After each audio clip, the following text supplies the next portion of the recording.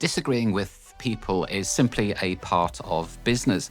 But if you disagree with them in the wrong way, particularly when you're using English, then you risk losing deals that you don't need to lose, losing money that you don't need to lose, and effectively putting yourself in a much weaker position than you really need to be in.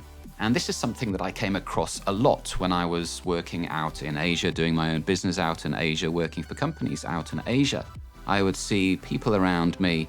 A lot of it, I believe, was as a result of the fact that they were operating in a very direct culture.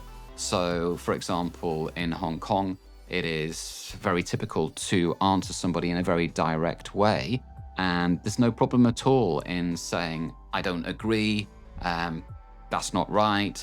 But when you're dealing with native English speakers and you disagree with somebody directly, that will have the effect of literally closing the door to that person and, more importantly, any potential for the relationship to flourish in the future. Therefore, there is a particular way in which we disagree in English, which effectively leaves the door open for the relationship to come back to life or develop further in the future. How do we go about disagreeing then in that case? Well, for me as a native English speaker, I disagree using three different techniques, three different ways. And I was just thinking about this recently. I wouldn't just say yes or no to somebody. I would use a much more long-winded technique.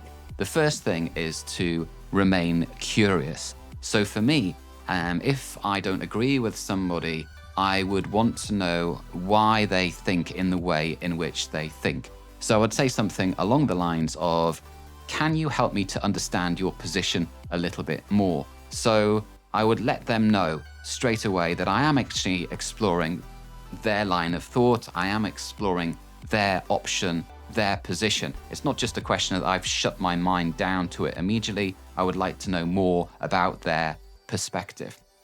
Now, if I outright disagree, rather than the typical I don't agree or you're not right, I wouldn't use the language you, I would use I, my statement. So I, my statements is number 2 on my list. I, my statements means that I bring it back to me, my perspective and what I think, rather than being accusatory and pointing the finger at the person that I am negotiating with or talking with.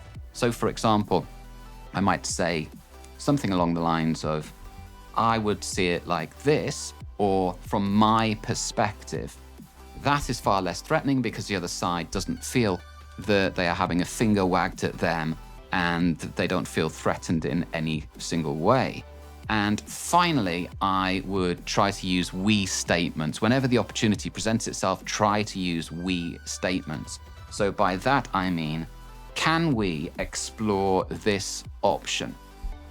Could we look at this avenue? So if we use we, we're trying to bring our positions closer together. Now, inevitably, it is not always possible to find agreement. I do firmly believe that there is not necessarily always a solid no, a final no, unless you actually specifically state that.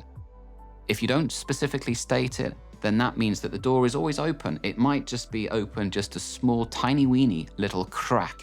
But nevertheless, 1 month later, 6 months later, 1 year later, you may still be able to prise open what you have been discussing previously. And in terms of business deals, in terms of sales, you may well be able to close the deal at a later date. But if you slam the door shut in any form of a negotiation, any future opportunity is immediately killed off. Not only that as well, from a native speaker's perspective, when somebody says a direct no to you, you feel uncomfortable, you remember it, and to some extent, you lose the will to continue working with that particular person again in the future, to negotiating with them in the future, and you don't see any light at the end of the tunnel. And recently I was reading a quote about the whole idea of disagreement. I've got this on my computer at the moment. It's right in front of me. You can probably see me looking down. You can disagree without being disagreeable. And that is the greatest challenge of all. When you're disagreeing with somebody, try to think to yourself, am I being disagreeable? How would I feel if somebody was speaking like that to me?